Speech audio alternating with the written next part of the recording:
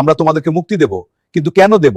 তোমরা তো গোলামি করতে পছন্দ করো, সামান্য অর্থের বিনিময়ে বিক্রি হও। দালালরা হচ্ছে গোলামের জাত, আর গোলামের জাতকে কি করতে হয় সেটা আমি জানি।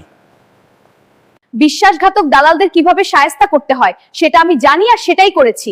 ইউনুস বলেছে ইন্ডিয়ার হাতে কূটনৈতিক ক্ষমতা চলে আসছে, আমি মহা খুশি। এই বলদের দল, শুনে রাখ, তোদের ভিতরে বিশ্বাসঘাতক আছে, বিধায় তোরা আমাদের গোলামি করিস। আমার বোন পুত আমার কাছে চেয়ার দখল করছে, আজকে ওর একদিন আমার যে কয়দিন লাগে।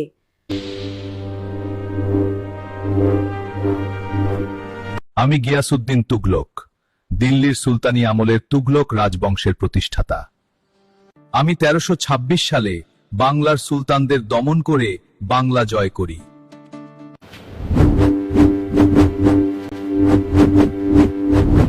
আমরা বৃহত্তর মিরপুরের সাংবাদিকরা আল্লাহ ব্যতি রেখে কারো কাছে হারতে শিখেনি।